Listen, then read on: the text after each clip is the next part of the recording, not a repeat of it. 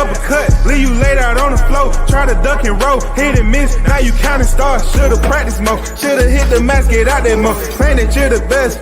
You gotta show me, son. Actions over words, baby boy. Is you real or what? Talking way too much, world come. Back sports, talking way too much, world come. Back sports, talking way too much, world come. Back sports.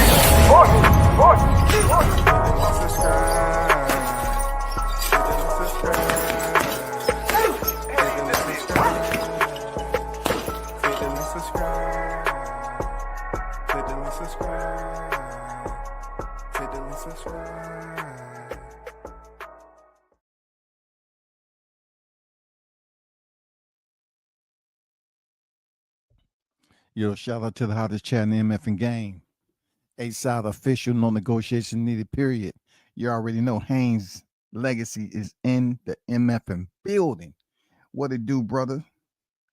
You know, as always, man, God bless you. Prayers always, man. Keep on fighting. You know what I'm saying? Keep your head up. You know what it is over here, man. Salute to you. Appreciate you pulling up as always, man. Shout out to BG Bud Gunstock Canelo in the building. What's good, man? Hope all is well with you. I thought T.O. wanted the black boy next. Yeah, we're going to get the T.O. You know, Ducko. Dan Tan in the building. What's good? What's good? I see you.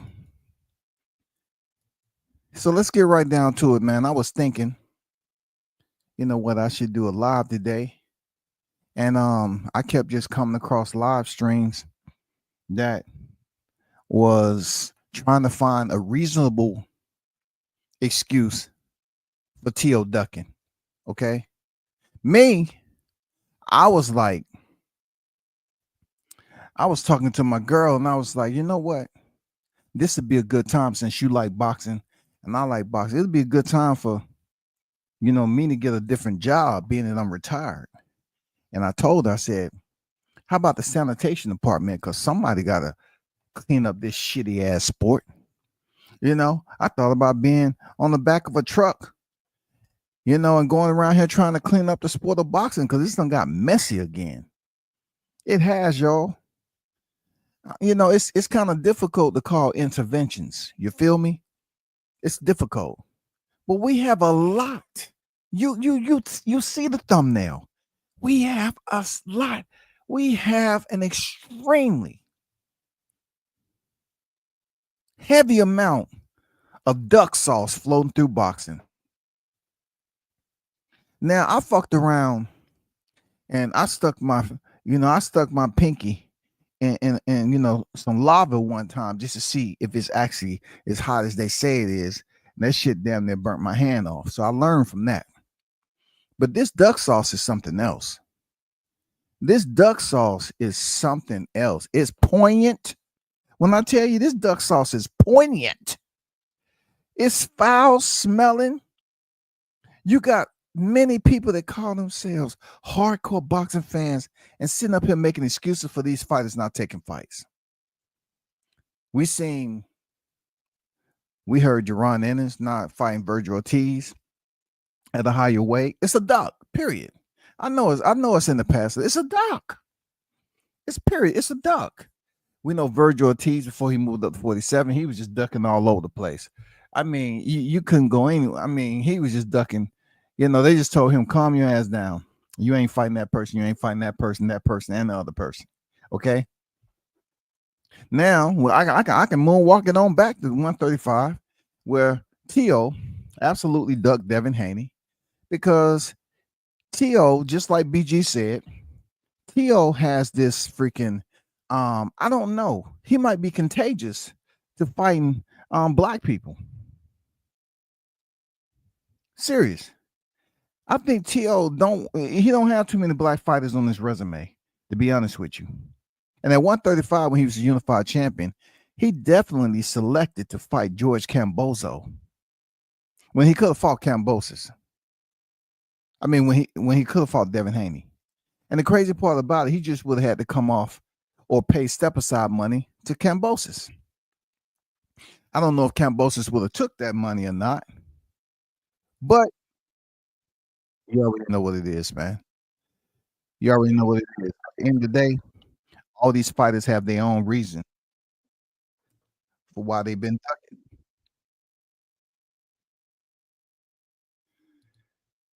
So I want to talk about the more recent quack quack duck season, feathers everywhere. This has been going on in this box. It's gotten so bad, man, that it's hard for us to even think that these specific fights are going to happen and have confidence. You know how you get that feeling in your chest when you know something is definitely happening when it comes to boxing, when it comes to freaking fantasy fight future windows of opportunity for these fighters. We can't even do that no more. I thought, look, I thought I was up. I thought I was at the gambling table winning. I said, if Turkey Al-Sheikh is offering these fighters guaranteed money, I haven't heard too many fighters, nor have I seen them denying the purse. I haven't heard too many fighters until Teofimo Lopez. Now, I'm going to be honest as I possibly can be. When I seen Devin Haney come out there, I said, I wonder how this is going to work. And really, when I seen that 3-fight card and the arrangement, I told you all on live, I said, something is not right about this. You feel me? Something ain't right about this. Shout out to my guy, Mr. Gumbo, aka Hot Grease, in the building. What it do, Gumbo? Salute to you, brother. I said, when I seen those 3 fights, something strange is going to happen. Yes, we seen Roland Romero win. Okay, that was part of the strange part. But another strange incident that happened, I wanted to see what the perception was going to be after Devin Haney went in there and gave a safe, he used the safeguard performance. You know what I'm saying? He didn't go in there and take any risks or try to do anything. He just went in there with the guaranteed paycheck and he played it safe. So my curiosity was, how's the fans going to perceive this? How are they going to go about,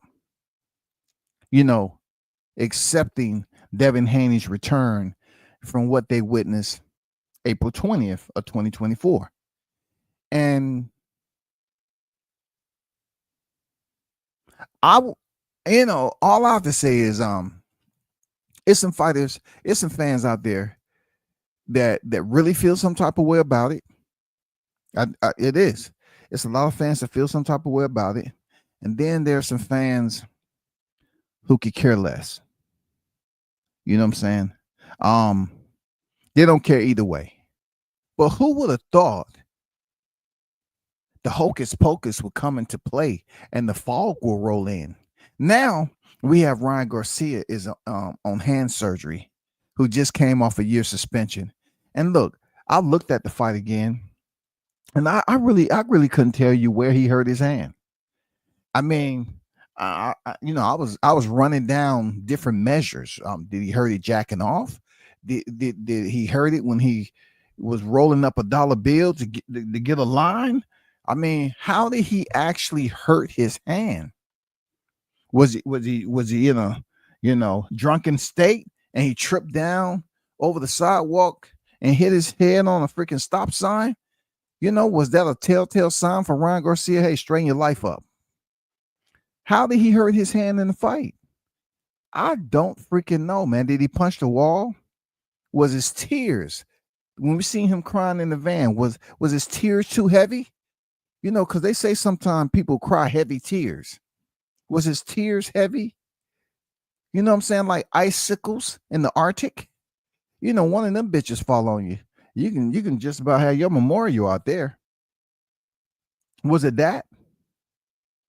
I'm not getting where all of a sudden Devin Haney and Teofimo Lopez came into the equation.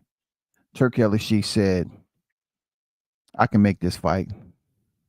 Yeah, I'm pretty sure I can make this fight. Let me offer T.O. his highest paycheck to fight Devin Haney, former undisputed 135. Both fighters, in my opinion, was undisputed 135, but a real one that can say he wiped the slate, white glove the entire division is Devin Haney.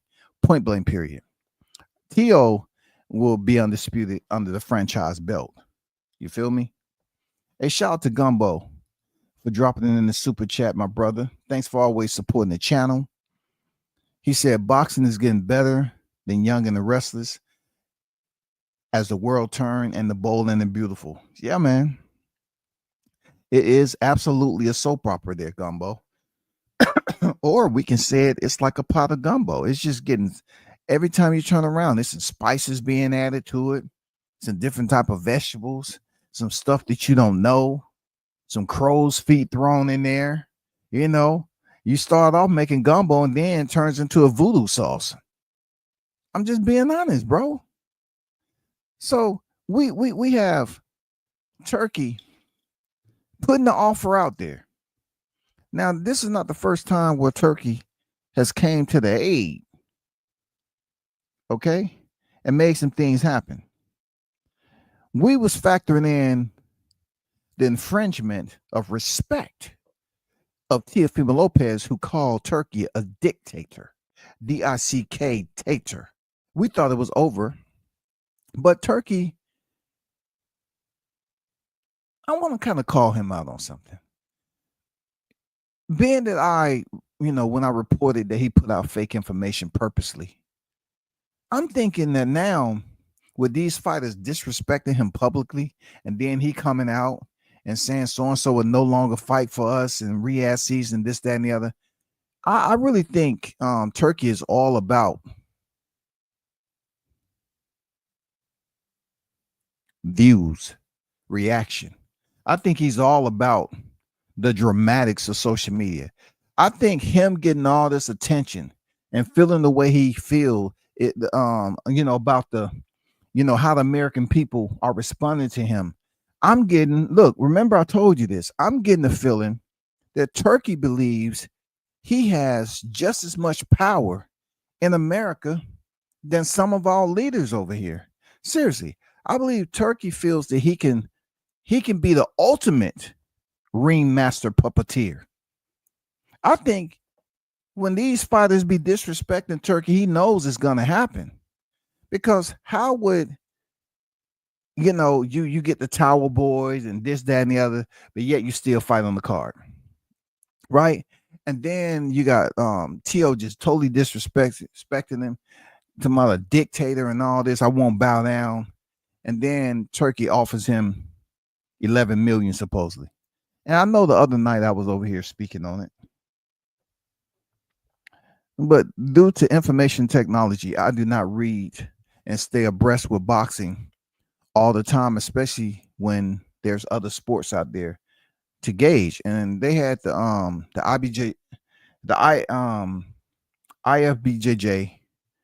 IBJJF Worlds, and I was out there, paying attention to the World Championships. Okay, that was going on. So I was just putting boxing on the back burner for a little bit and let the Teofimo shit play out a little bit more.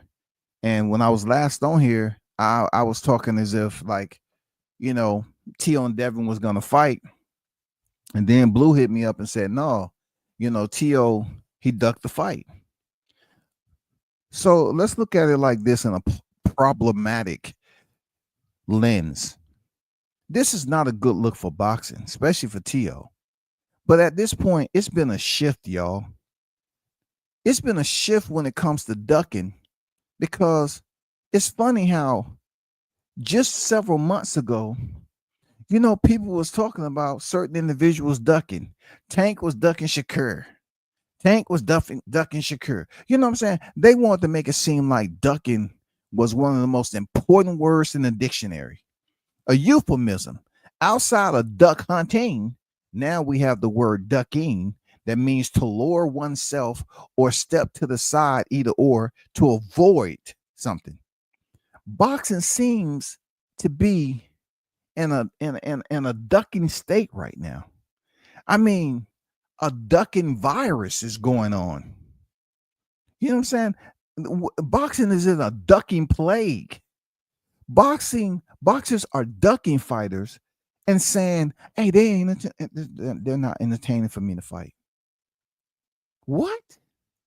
We have Boots Sanders turning down Teofimo, and people getting on here. Well, the reason why he did it because Tio, he's not in the equation of the champions.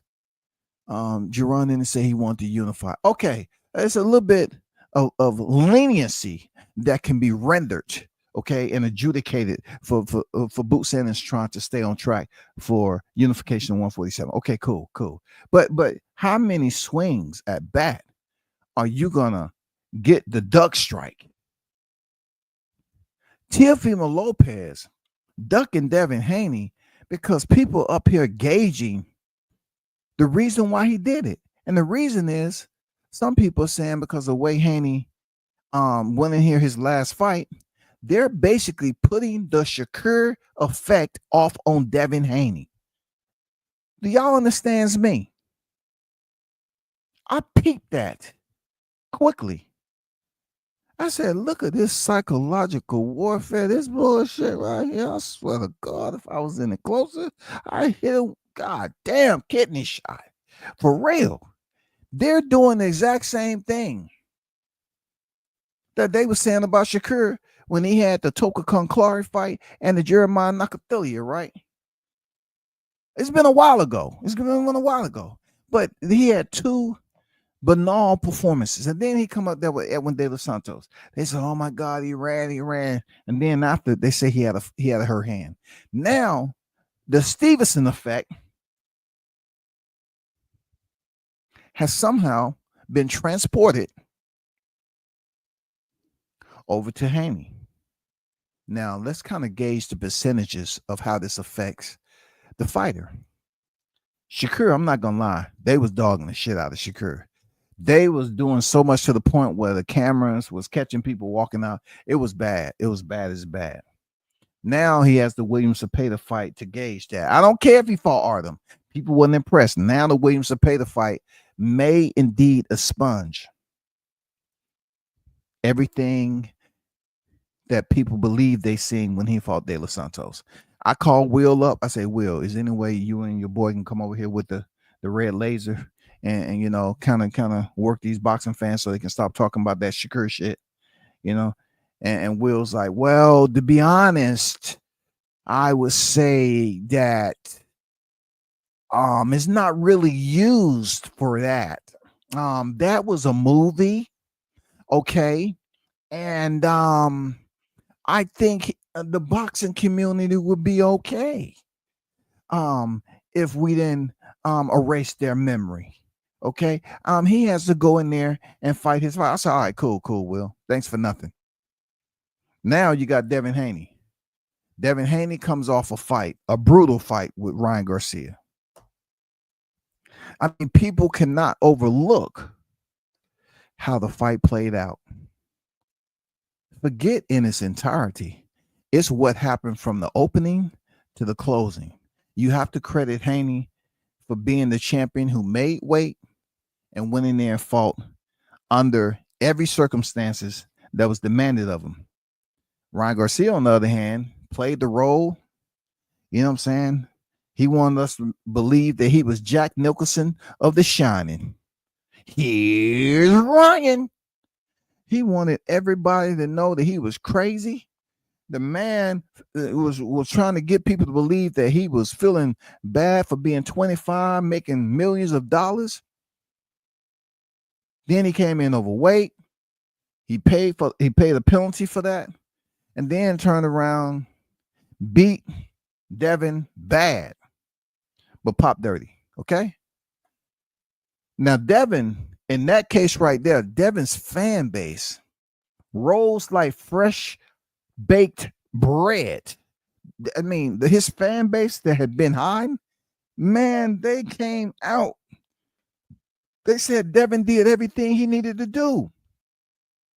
There's no reason for us to shit on Devin. He did everything he was supposed to do, in that fight. But the performance that they seen for Ryan Garcia, yeah, they had a problem. They said, he looked bad. He didn't have a chin, but he got up every single time. He showed heart. He made it to the final bell, right? So you kind of had some fans that really wasn't Devin fans. They saying, you know what? After Ryan Garcia did what he did, he gets suspended. He kind of had some people that was, willing to cross over a little bit, right? Then we was waiting for both of these fighters to return. Now the wild part about this frame is when it came down to painting the picture, Turkey did his job. Oh man, both fighters are coming back. We seen them at the Ring magazine, and then they're coming back to fight on this damn 3-main card deal. Okay. The only thing we had to do is wait. Teofimo came out there. He did what he had to do. But Teofimo really wasn't the one we was looking for. Teo wasn't what we was looking for. We didn't really, he was there, but we didn't really care. We wanted to see Ryan Garcia and Devin Haney, Ryan Garcia. So when Devin came out as a co-feature, he came out like it was Beat Street or Breaking. When old boy was dancing with the broom, I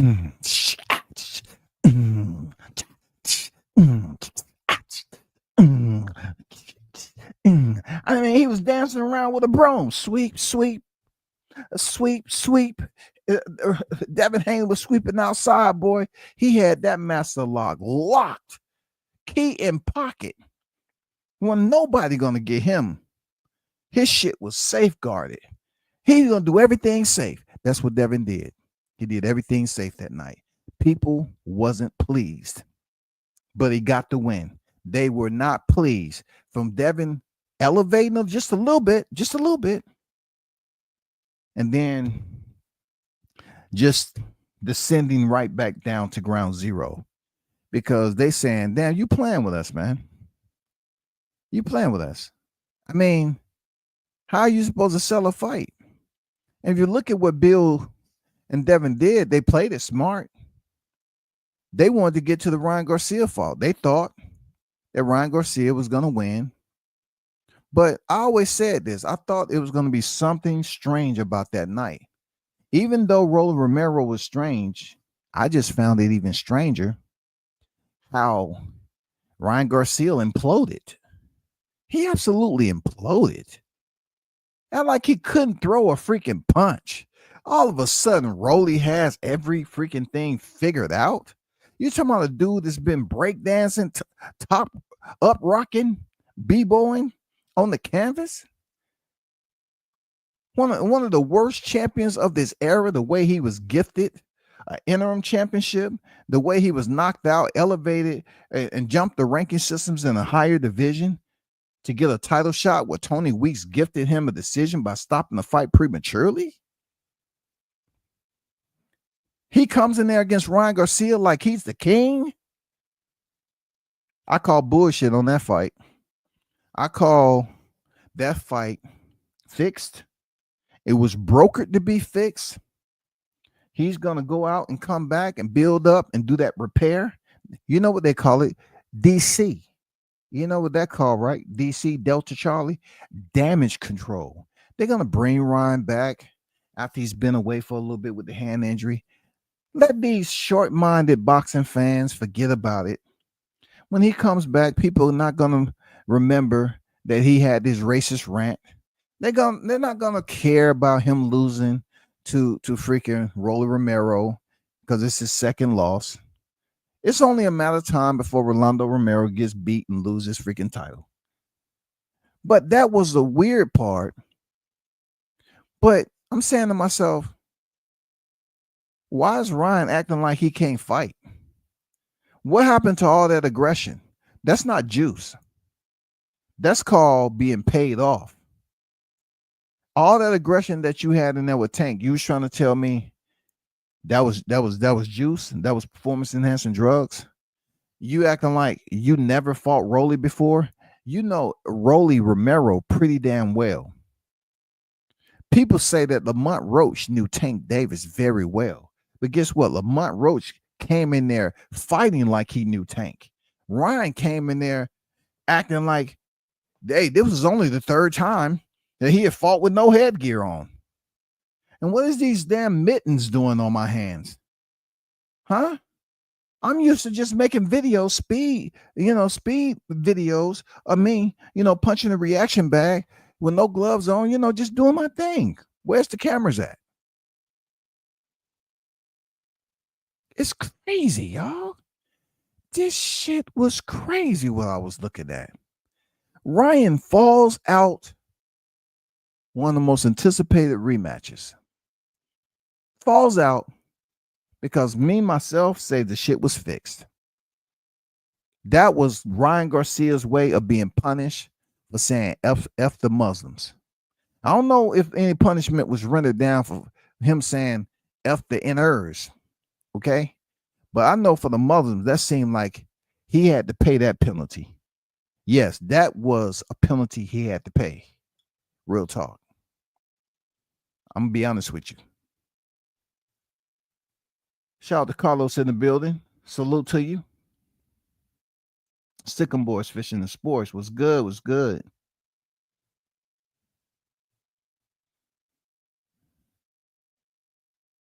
Myers on deck. What's good? Blue Hustle on deck. I see you.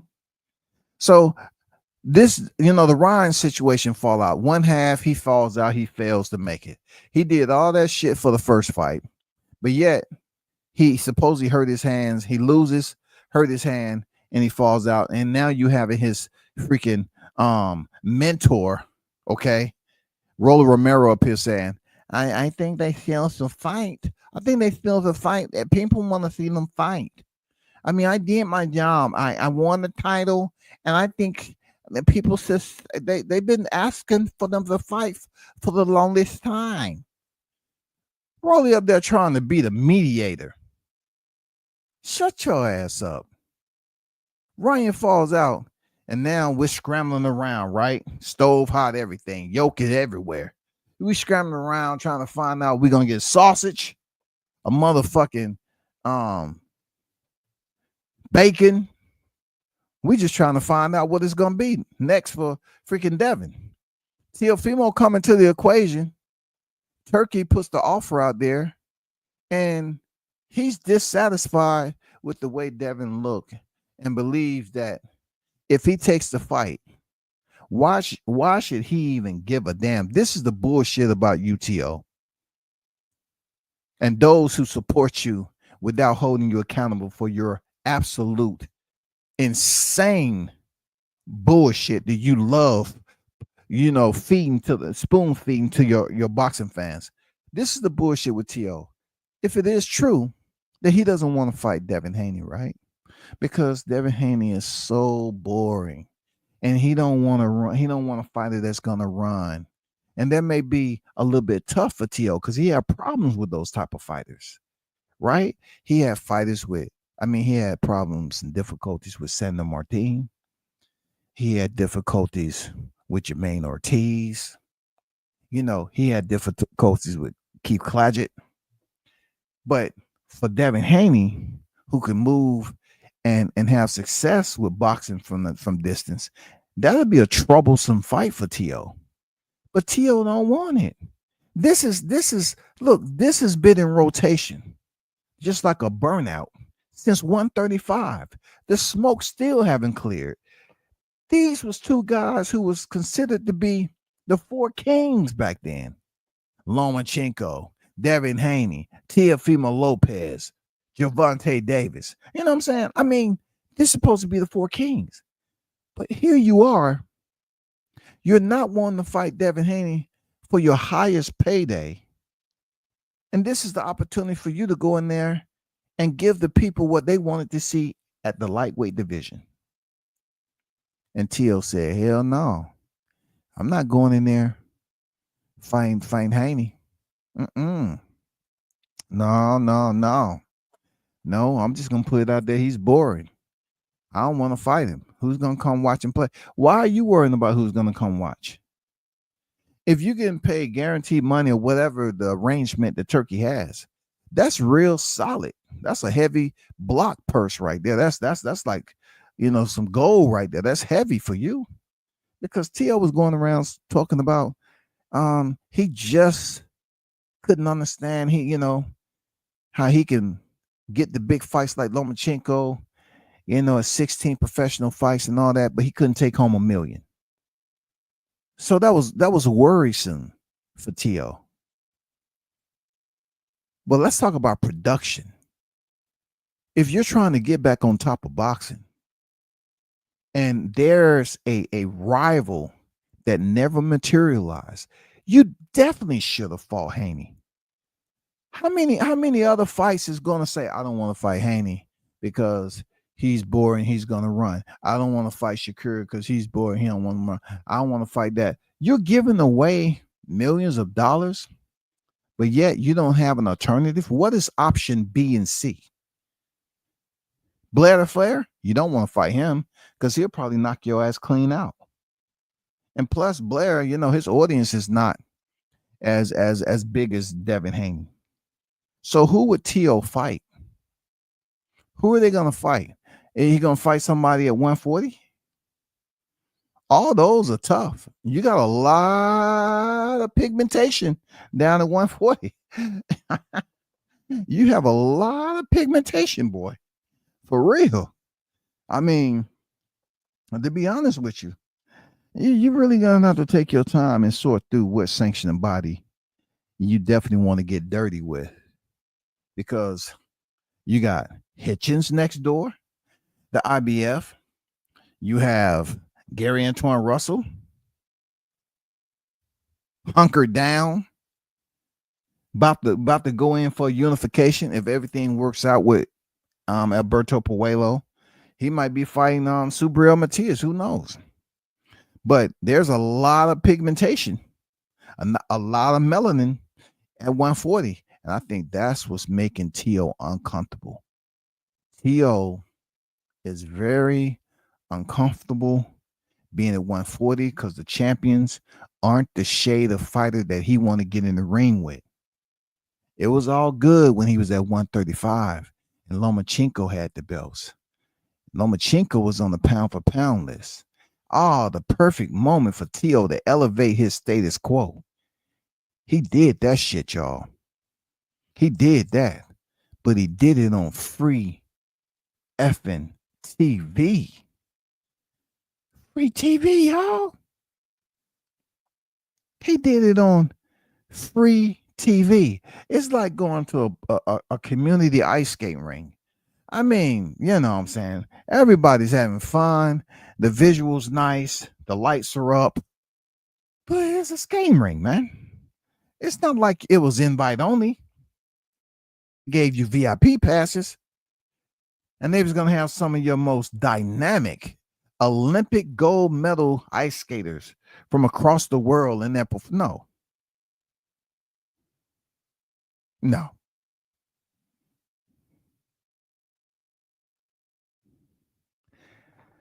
I was doing a little bit of exploring, right?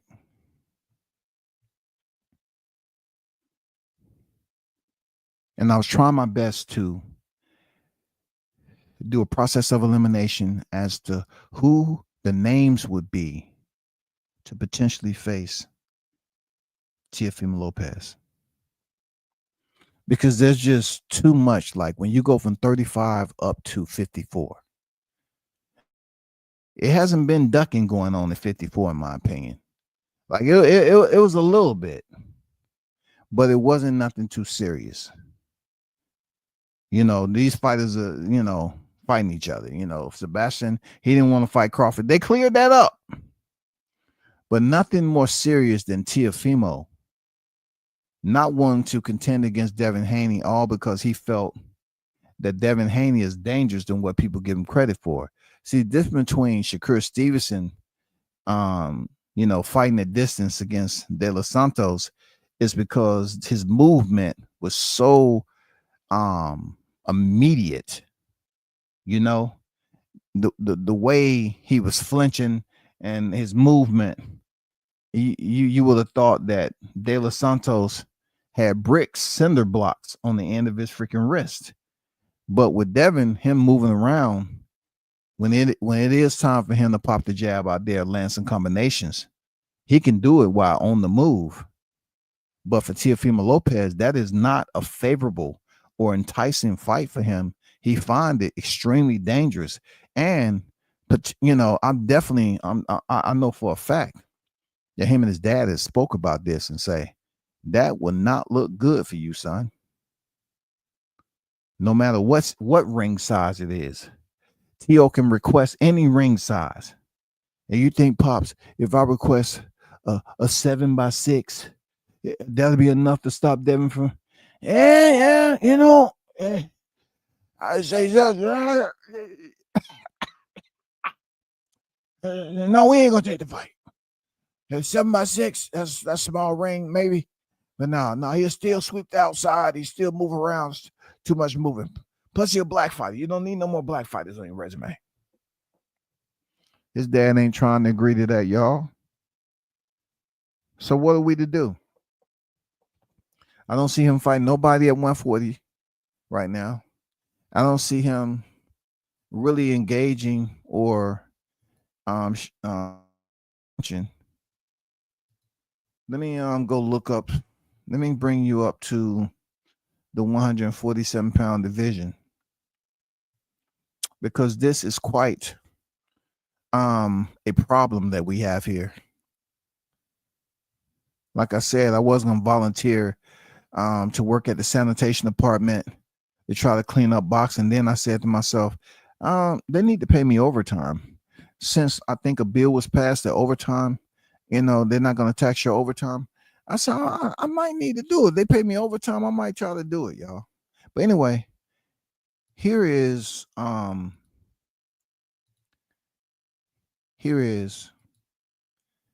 boxing scene, 147-pound division. Regardless of the champs, the unified champ being Jaron Ennis of the WBA and the IBF, Mario Barrios, while he still has the title, WBC champion, and Brian Norman Jr. holds the WBO World Championship. So if you look down at the micro rankings, the sub rankings, those who are ranked number 1 through 15th, who would be a good fight for Tio? Tio has shown interest to try to fight Jaron Ennis at 147. But I'm kind of glad he didn't get that fight. I'm kind of glad Jaron Ennis didn't give him the fight. You know why? Because it's a lot of us believe Jaron Ennis would have ran over Tio like he was a freaking somebody just threw some bubble gum out the window and somebody ran over it.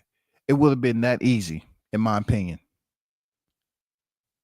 Nobody would have had Tio.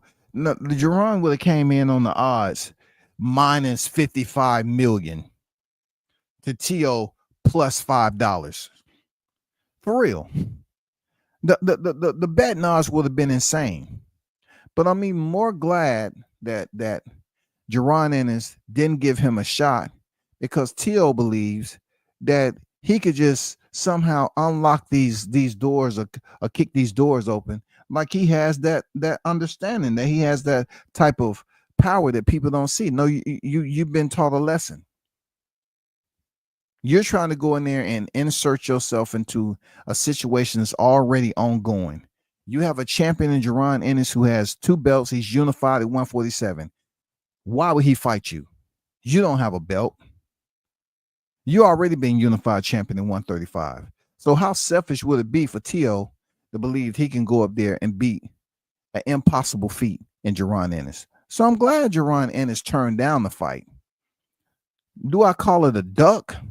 No, I don't, because he had already said that his forecast, a manifesto, was to unify the 147-pound division. That's what he said. That's what he said, people. So I don't really call it a duck. I think if Tio wants to fight somebody that's going to give him the exact amount of energy and attention that he needs, would be a common opponent to boost, Karen. Why don't you fight Karen? Why don't you fight the tough green machine, Igis Kavalauskas? Why don't you fight him? Why don't you fight Conor Ben? Why don't you fight somebody with some hands? I don't want to see him fight Stantionis, who also is a current opponent in the boost. I don't want to see that fight. But come on, bro. That's who I want to see. I want to see him fight somebody that's gonna box. Nicholas Flass. Shout out to Nicholas Flass. Fight Nicholas, yo. That dude can box. Fight Nicholas. I want to see you fight Nicholas. Why don't you fight Rohan Polanco or something? I mean, it's names out there that you can fight. You can't fight Gilsoff. He's locked in. Why don't you fight Rashidi Ellis? Oh, that's a brother who know how to sweep the outside and move and use the lateral movement too. He don't want the Rashidi Ellis. I know that for a fact. I don't know, to be honest with you. I don't know people what direction to take T.O., to be honest. T.O. is in a predicament where he should have fought Devin Haney, because there's boxing fans that followed him from 135 up to 40. And him and Devin Haney never had the chance to dance at that division. And they was both unified champions leaving that division. I think, in all honesty, I think Devin Haney should have got the fight, because even though he didn't get the pot of gold directly like T.O. did with Lomo, he got it on the back end. Not only did he get it on the back end, but he did it better than Teofimo Lopez in a way, because T.O. never defended his titles. Devin defended his titles twice. One of them was in the backyard of the former champ. So I think this would have been a solid matchup for T.O., but it's duck seasons. You know what I'm saying? The Duck Master Coalition used to have Ryan Garcia as the pound for pound number one. I think with this duck, Teofimo Lopez is pound for pound number one on the Duck Masters Coalition list. For him ducking a fight with a fighter that's open, both of them is going to fight at a catch weight. You ducked him. No excuses, bro. You mother effing ducked this man. And you have people coming up with all these excuses, and, you know, oh, you did it right. Don't nobody want to see that. He knew what he was doing.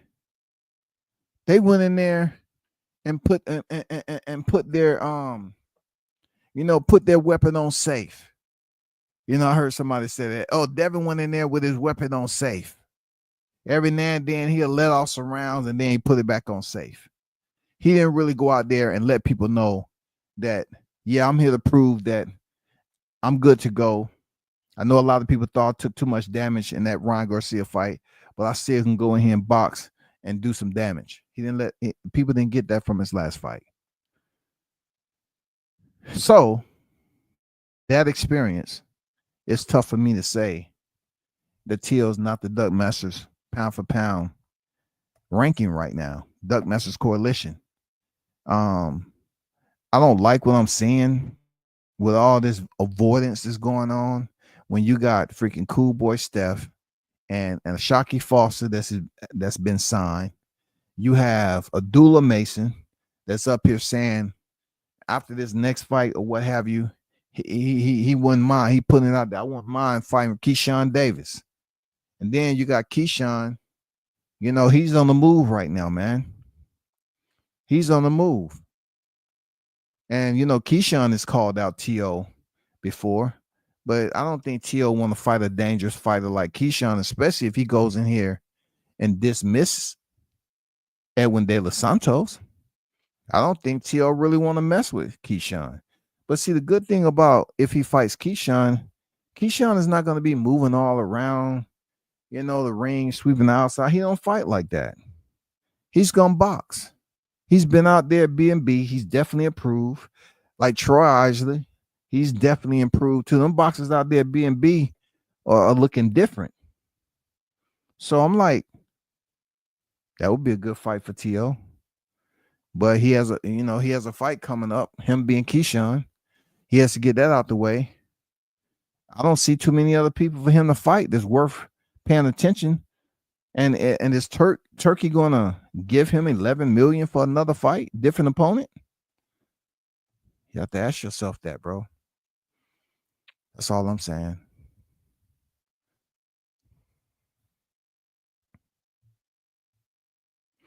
We all know Rolly don't smoke with anyone. Don't want to smoke with anyone on that card. He should just be cool before he gets lips swollen up like seafood. Man, Rolly is just one of those guys that say the dumbest shit, criticize fighters all the time. Rolly really act like he a first ballot Hall of Famer right now. Rolly's going around telling people that he's a 3-division champion. I ain't lying, man.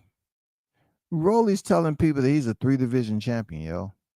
And in a very technical, over the top, you know what I'm saying? If you're playing with words, hypotheticals, he ain't lying. Because boxing says, hey, but when Rolly says it in front of the mic, he says it's a 3-time champion. He really believes that. He really includes that belt that he got with Jackson Marinez. Straight up robbery. And thank goodness that, unfortunately, Jackson Marinez wasn't able to get his shit overturned. But at least Navarrete and wasn't Hernandez, whoever he was fighting, they changed that fight to a no contest. Imagine that.